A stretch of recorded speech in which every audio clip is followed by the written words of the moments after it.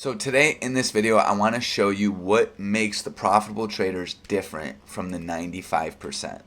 Right? If you're anything like me, I used to approach the market from a state of lack. I used to just want to show up, make a little bit of money, and walk away. I thought it was almost noble. Right? Oh, I'm not greedy. I just want to make a little bit of money today.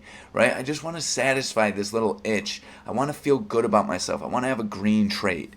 Right? And what happens is you start to approach the market and your imagination creates all these imaginary fears and doubts and insecurities about uncertainty, and you start to make bad decisions.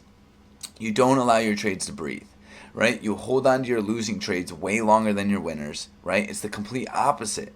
And then at the end of the day, yeah, you may have made a little bit of money, but you look at your journal and you go, dude, I left so much money on the table. How can I restructure my emotions, my beliefs, so that I make different decisions and capitalize on this endless opportunity? See, I was one of the most aspiring traders, but I struggled over and over. I was so afraid to let my trades breathe. I was so afraid to lose. Instead of looking at it from a long-term perspective, I was looking at it in the short term. I was trying to skip steps, right? I was trying to size up so that I'd make more money off smaller moves, right? And in reality, my risk reward was way out of whack and my consistency was extremely far away. Until I decided that to be different from the 95%, I'm going to have to make different decisions, right? Until I decided that, I got the same results, right? You have to think the market is literally just a massive scale of human behavior, of fears, of doubts, right? Traders just trying to make a little bit of money and get by, and large money is just continuously smoking them, right? And that's why the market moves the way it does. That's why pullbacks seem to always stomp you out and then go further in your direction. You got to think these players out here, they're sharks. They know exactly what they're doing and they know how to take the money from the 95%. So you have to start thinking, behaving differently, right? The market is not your enemy. Your enemy is up here. Your enemy is your fears, your doubts, your insecurities, right? You need to become okay with uncertainty, right? And if you can do this, if you can crack that code, you will start to make money like no other. You'll start to have this confidence in the market that is truly aspiring, right? This endless potential in front of you, right? So if you look at this chart over here, you're going to see we have our basic levels, right? We have previous day high, we have our bullish scenario, we have our bearish scenario, right? You can see we've gapped up tremendously. Here's previous day close down here. Here's previous day high. We've gapped up here, let's see, about $2.50. And now price is rallying into previous day high. So when I'm looking at this, I'm going, okay, I'm waiting for my three-step criteria, right? Number one is identify my critical level. Number two is the moving average cross. So you can see here we're about to get a moving average cross. So this leads us to our third step, the RBI, right? We need, or in this case, it's going to be an RBI. A red bar needs to be present and then ignored. This is our last step in our criteria, but it's the most crucial. It keeps us from taking bad trades, right? Because instead of rushing this, we're being patient and we're allowing buyers to show their dominance, right? So our bullish scenario would be a red bar that gets ignored and then we rally into 60752 and 60845. Cool. Now, our bearish scenario is going to be where buyers get weak up here and they cannot hold price action, right? Now, based on whatever happens, I need to automatically accept the fact that I may not have a green trade today, right? I may not have a phenomenal banging trade. I need to accept that and I need to understand, as a statistician would, right, that I need to play the data. I need to play my strategy. My strategy has an 85% win ratio. I need to allow that to do its thing, right? And once you could start to view the market this way, you'll stop making emotional decisions. You'll stop seeing this as, oh, I don't want to miss buyers here, let's go long. No, instead I'm going, hey, until my strategy presents itself, I cannot and will not make a move. right? So now our red bar is coming into play. Notice here, right, we got previous open print. I'm going to get rid of that just because there's too many lines, right? I want to see a move here off open print, right? I want to see buyers hold open print. If they cannot, then that is a very strong indication that sellers are strong. See, this is why I love trading the pint numbers, right? Because if I can watch the pint numbers and observe and understand who is taking control of the pit number, whether it be buyers or sellers, right? I will then have a better edge over the market. It's an objective way to play price action, right? The 95% are subjective. They assume, they come up, they conjure all this crazy stuff in their imagination, and they make decisions off of that information. So, number one, to be different from the 95%, do not be subjective, be objective, right? So look at our red bar. Is this red bar something you would want to long? Absolutely not. Think, if you were in longs right now, you would probably be getting stomped out, right? If you longed open print, this would be telling you, hey, you need to get out of the trade, right? But we didn't long open print because, once again, we're being objective, not subjective. So now we're starting to look for possible short plays. So this is when I pull my options up over here and I go, okay, that right there is starting to look a bit bearish, right? So I'm going to whip out the 606s here. Pull this over here. Whip up my buttons. Where's my buttons at? There we go. We're going to bump this up to 10. And now I'm going to drop it in the 2 minute, right? Because buyers have just lost open print, right? Things are looking extremely bearish. But once again, I cannot and will not just enter into the market. Why? Because right now I have nowhere to put my stop. And honestly, I don't like chasing. Anytime you're chasing a move, you're making a decision based off emotion. We do not and will not do that. Instead, I need, once again, that green bar to be ignored here, right? I was looking for the red bar to be ignored. Now I need the green bar to be ignored. Look at this. We're coming up to open print. I got my eye on end of day. This is the gap fill play, right? I want to play the pre-market gap up. I want to play it down, right? So now we're coming into open print. Look at price here. We get our moving average cross. Moving average cross, green bar, coming into open print. If this green bar gets rejected, if sellers can push price below it, I'm entering short and my stop is above open print. So you got to be very patient. You got to understand the story. Buyers just lost open print. There we go. We're going to confirm and send here. Bam. All right, now we are in the market short, right? And we're in the market short not because we think it's going to go down, right? Not because we don't want to miss the move. We're in the market short because we've seen our criteria. It is that simple. Our criteria was present. And we made a decision without prediction, right? We're not assuming anything. We waited for buyers to lose open print. So now this is where trading gets very difficult. Okay, Josh, I was able to identify the strategy, but how do I hold on to the trade? Great question, and I'm going to show you. So let me just fix this here real quick. Let me get my P&L over here. Let me get rid of sell orders. Let me get rid of buy orders, right? So now we have our trade, right? We're making our trade. Everything's going good. We got our options chart up. We can get rid of our buttons, open up some space here. Now, look at the moving averages. First things first, first thing I always do when entering a trade is I identify the candle that made me get in, right? That green bar there that was ignored, that is my candle of interest. If price shoots above this green bar, I'm out of the trade, right? So I'm going to put my stop in here. Let's see here. Oh, hold on, I got to get, where's my auto send? Okay, auto send, check. So let's put our hard stop in right above that level. Okay.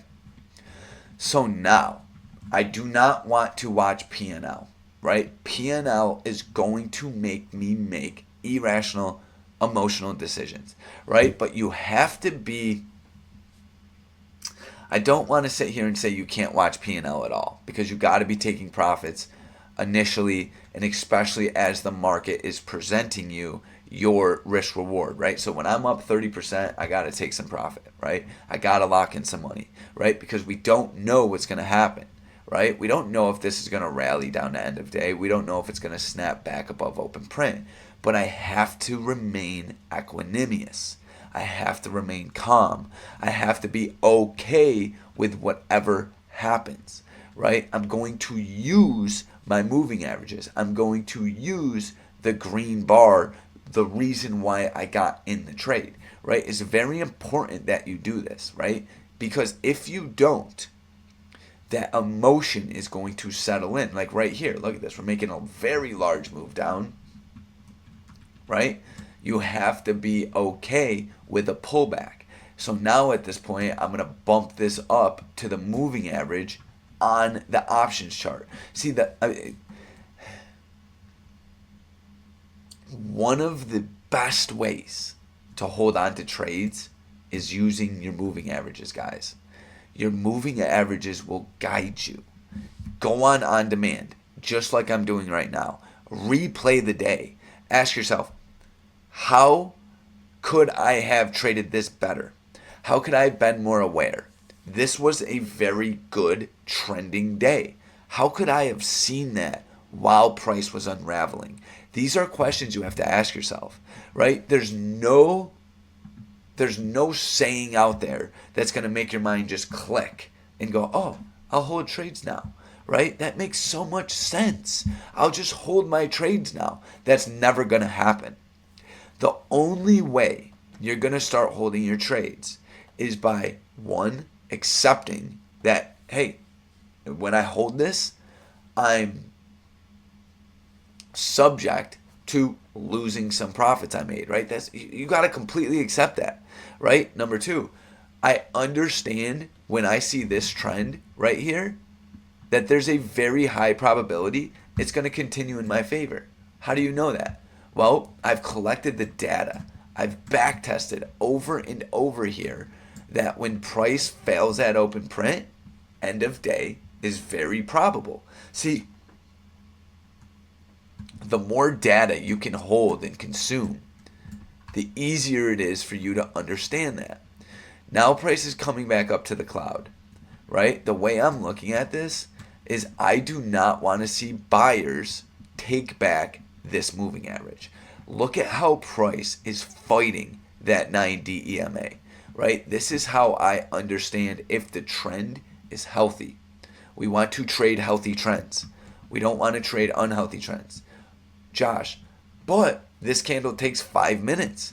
What if buyers take it back? That's just something you have to accept. You have to be okay with that. If buyers take back that moving average, I'm going to probably lose half my position. You have to be okay with that. Is that going to happen? Quite often. But you have to understand the game you're actually playing. Are you just trying to make money today? Are you actually trying to make money in the long term? Are you trying to think about it. What's the decision 95% of traders make? Right? Oh, I'm up 30%. I just got to take it. Right? That's literally what everybody does. And then they wonder why their losers outweigh their winners. Right? Because they're making the same decisions that the 95% are making. And yet they're expecting different results. That's literally the definition of insanity. Right? I remember when I was a beginning trader, and I made decisions like this for 3.5 years, right? So I'm judging nobody, right? My goal is to give you guys the information that I've obtained so that you don't have to make the decisions I did, right? But when I was an aspiring trader, I was so funny how we all think we're just so special, right? Oh, it'll work for me. I'm different, right? Well, if you truly want to be different, you have to start making different decisions. And I had no idea what was different, right? I was like, I just know this isn't working. Well, you have to ask yourself these sort of questions, right? You got to become aware to the fact that what you're doing isn't working. right? You have to consciously be like, okay, what I'm doing isn't working. What needs to change? And you might not even know, right? But you have to change something, right? You have to start making different decisions. And the way to make better decisions is by gathering data, looking at the numbers, and going, hey, this is what happens most often. If you can approach the market with that mentality, regardless of how you feel emotionally, regardless of how you feel, you still do what happens most often, my friend, you will start to get different results. Notice here how I'm using an EMA cloud, right? This has been one of the biggest game changers for me. See, until this EMA cloud breaks, I have to stay in this trade, right? And that's not to say that, what are we right here? Yeah, we're up a very decent amount. I haven't been paying attention to profit. See, when you don't pay attention to profit, how well you do, right? When you're not paying attention to profit, it's more easy for you to focus on the price action, right? I used to obsess over the ticker, right? I used to stare at this. Now what I do is literally watch the candles. I watch the candles and I watch the moving averages. And I go, hey, how is price reacting to these, right? If price closed above a previous candle, that's probably a sign of strength. And I should be getting ready to probably get out of the trade. But until that happens, there's no reason to get out of this trade, right? So what do? We just keep bumping down our stop. That's how I'd probably rock this one. I'd put my stop right above this candle. I'd go, okay. Now, once again, we're headed towards the end of day. I want to see the trend hold. I want to see it continue, right? And we're looking for that move down to EOD for the gap fill. Why? Because with statistical reliability, meaning I've studied it, I've back tested it, I've collected the data, what happens most often is whoever loses open print, right? Or let me rephrase, whoever dominates open print, right, has a very high chance of capturing the market imbalance, right? What's the market imbalance? The space between open print and end of day, right? The space between open print and previous day high. Look at, we literally got both market imbalances here. Let me just bump this down. We got a move up to previous day high. Sellers came in, defended it. So then we got the move down to EOD, right? So if that's what happens most often, why aren't you making decisions based off that? Well, it's because you truly don't believe it happens most often. And it might not be in like a, oh, I don't believe you, Josh, sort of way. It might be that you just haven't collected the data, right? You haven't seen the data. If I showed you the data, you'd be like, oh, wow, that actually does happen most often, right? 88% of the time. It may not happen the way that you want it to. It may be, how do I say this? Uncomfortable believing it. But if I showed you the data and men lie, women lie, numbers do not lie, you would have to agree that what happens most often is whoever holds open print usually gets their move down to end of day, right? So once again, we understand that that happens most often. So now we have to find out a way to identify who's taking control of open print in a way to monitor the trade down to the market imbalance, which is end of day. So the only way that I've come up with that works extremely well is using your moving averages in market structure. Right? So let me get rid of this because it's not moving the way I really want it to. But let me make here, this is going to be our stop loss. Just a visual here.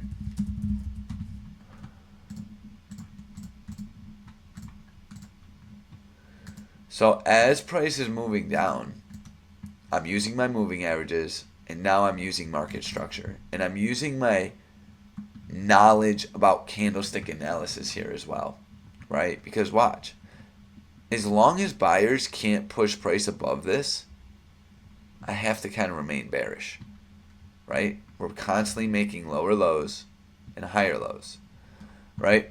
So that is how we play trends, right? This is how we monitor the trade down to end of day. We use the moving averages. We're okay with it, right? And guys, I highly recommend that you use on demand, right? This is this tool right here. Because if you're struggling holding on to trades, there's one simple solution. You just haven't put the reps in, right? So put the reps in. You cannot complain about it unless you put the reps in. I've never met somebody that ate right, went to the gym, not be in good shape. I never seen somebody who dedicated some time to solving a Rubik's Cube not figure out the Rubik's Cube, right? You're not a profitable trader. You're not holding your trades long enough. And it's nobody's fault but yours. You're not putting in the work, right? You're literally trying to become a money manager in the most liquid market in the world, the New York Stock Exchange. And you think that you can do it without putting in massive reps, you are ignorant, you're lazy, right? So stop.